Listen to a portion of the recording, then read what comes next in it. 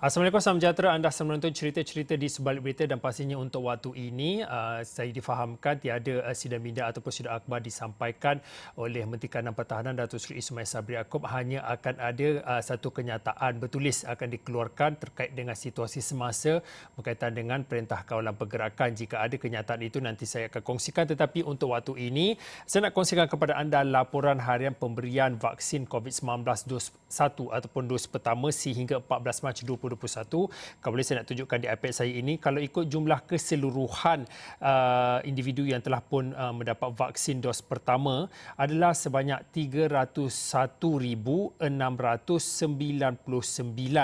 dan kalau diikutkan perincian negeri kalau diikutkan, saya mulakan dengan negeri Perlis dahulu. Seperti yang anda boleh lihat di situ, sebanyak 6,807 dos vaksin telah pun diberikan di negeri Perlis. Kemudian Kedah 18,539, Pulau Pinang 16,758, Perak lebih pada 33,000, Selangor 36,163, Kuala Lumpur 28,244, Putrajaya 3,827, Negeri Sembilan 12,209, Melaka 7,963, Kelantan 15,000, Terengganu lebih 14,000, Pahang lebih 25,000 dan juga Johor lebih pada 22,000.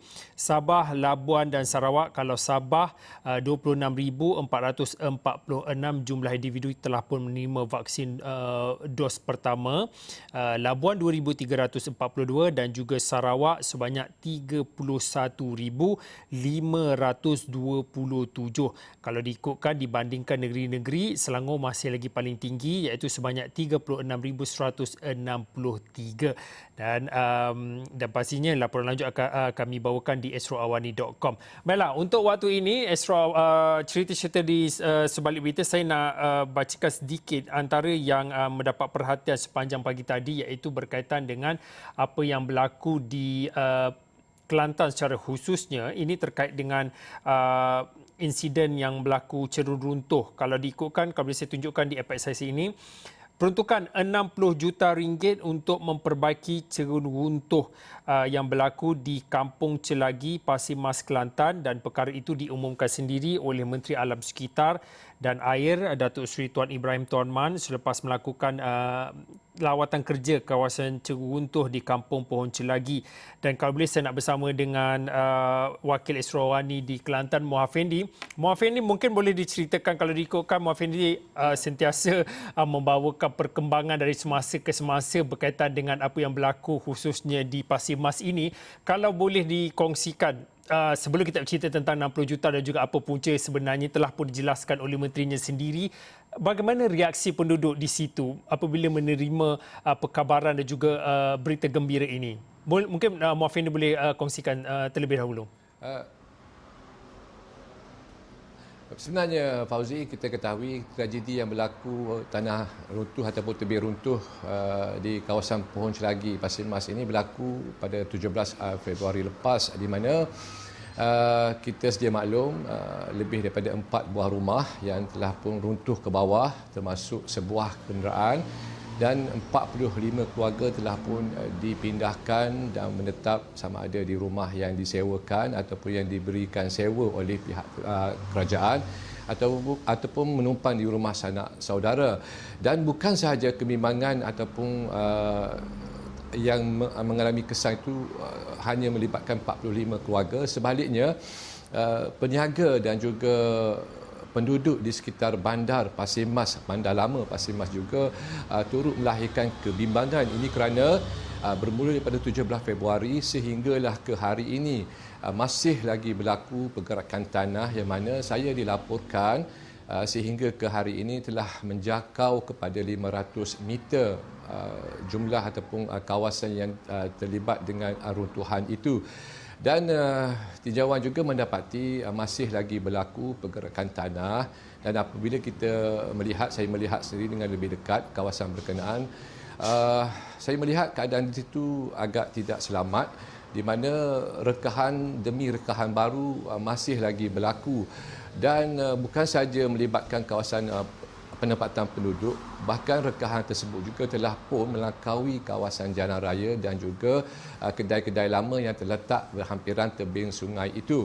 Dan sebelum ini kita melaporkan tiada sebarang aktiviti ataupun tiada kerja-kerja pembaikan dapat dilaksanakan sejurus selepas kejadian itu berlaku.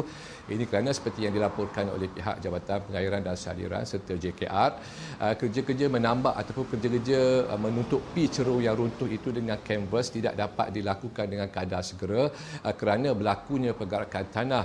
Dan kebimbangan penduduk ini ada asasnya kerana semakin hari, semakin saban hari tanah yang dulu kita lihat hanya 200 meter, pada hari ini sudah hampir sebulan kita tengok sudah melangkaui lebih pada 500 meter. Ini menggambarkan pergerakan tanah yang berlaku di kawasan berkenaan berlaku dalam keadaan yang pantas. Tapi ada mujurnya kerana sepanjang waktu ini tidak dilaporkan berlakunya hujan di kawasan pendalaman yang boleh menyebabkan berlakunya peningkatan air Sungai Kelantan. Dan keadaan ini mungkin dapat meredakan sedikit kebimbangan. Namun seperti yang kita ketahui, hari ini merupakan kali pertama Menteri Alam Sekitar dan juga Air Datuk Seri Tuan Ibrahim Tuaman turun padan bagi meninjau dan melihat dengan lebih dekat bagaimana kesannya, bagaimana kerosakannya. Dan kita tahu jika melibatkan pembinaan di tebing cerung ataupun tebing sungai ini merupakan satu kerja-kerja yang mungkin memakan masa yang agak panjang dan juga mungkin memerlukan kajian yang cukup strategik bagi mengelakkan berlaku kesan sampingan seperti di kawasan-kawasan yang lain. Jadi kalau boleh kita dengarkan dulu apa yang diperkatakan oleh Menteri berkenaan. Alhamdulillah, sukacita saya maklumkan bahawa Kabinet telah pun melulus peruntukan segera bagi pembinaan kawasan ini dalam 60 juta ringgit. Ya. Sebagaimana yang dipohon, walaupun ada 3 option yang dikemukakan oleh pihak JPS negeri, pusat melihat bahawa option yang pertama itu option yang diterima di pihak pusat dan sebanyak 5 juta peruntukan segera diberi yang melibatkan soal pengambilan tanah, pemindahan dan sebagainya. Jadi oleh kerana monsun kita akan datang pada hujung tahun dan kita harapkan projek ini dapat disiapkan dengan segera dan kita letak target selewat-lewatnya pada bulan Oktober, November mesti dah siap.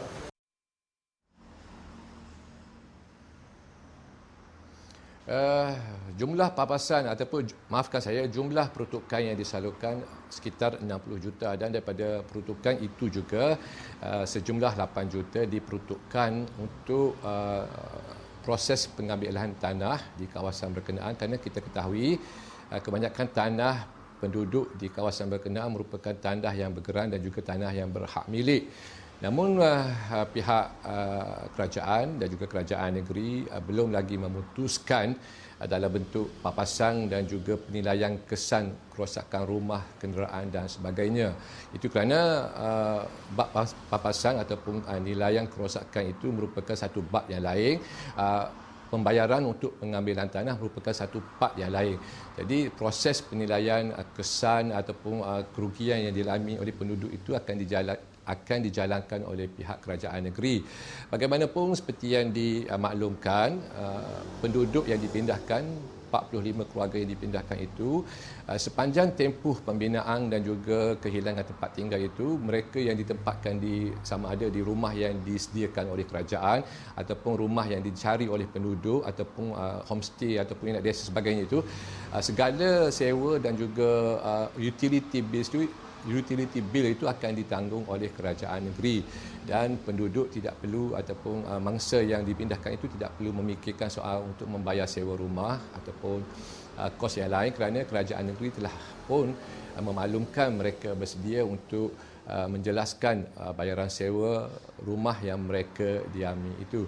Dan pada sesi sidang media itu juga, Fauzi, saya berkesempatan kerana kita ketahui wujud andaian dan juga tanggapan bahawasanya apa yang berlaku di kawasan tebing sungai ini berpunca daripada aktiviti korek pasir sehingga menyebabkan dasar sungai menjadi lemah dan pasir yang diambil itu menyebabkan dasar sungai itu menjadi dalam sekaligus menyebabkan aliran sungai itu yang kebiasaannya mungkin tidak begitu laju akan menjadi laju disebabkan berlakunya aktiviti korek pasir itu.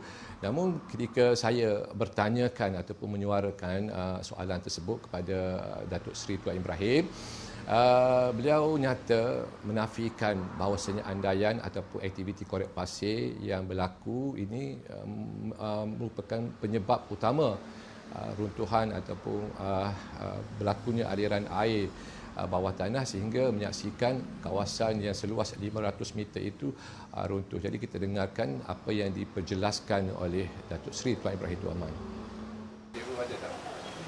Korek pasir jauh, tak ada impact direct. Tapi saya ingat kalau tengok sistem aliran air itu sendiri, sebenarnya dia membuat pusaran di bahagian ini. Sebab bila kalau kita tengok dia punya permukaan sungai tu, sepah jambatan tu agak besar, tapi sepah ni jadi kecil, jadi sempit. Dia membentuk pusaran air.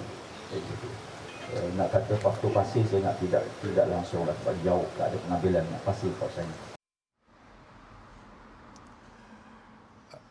Fauzi, sebenarnya apa yang berlaku ini mungkin masih lagi terlalu awal untuk kita rumuskan ataupun untuk merumuskan satu punca kejadian ini disebabkan faktor tertentu. Mungkin masih awal kerana pasukan forensik ataupun unit forensik yang ditubuhkan oleh kerajaan, oleh Jabatan Pengairan dan Saliran masih lagi menjalankan siasatan, masih lagi menjalankan kajian yang terperinci bagi mengetahui punca dan juga sebab utama sehingga berlakunya runtuhan yang berlaku disifatkan oleh penduduk di kawasan berkenaan sebagai satu keadaan yang amat takut kerana ia berlaku tanpa sebarang tanda, tanpa sebarang orang kata sign yang awal sehingga tiba-tiba pada pagi ataupun tengah malam berkenaan sudah berlaku runtuhan yang mengakibatkan mereka salah satu penduduk ataupun salah sebuah penduduk tidak dapat mengeluarkan kenderaan mereka, kereta mereka kerana terperangkap kerana jalan yang memasuki rumahnya telah pun runtuh terlebih awal.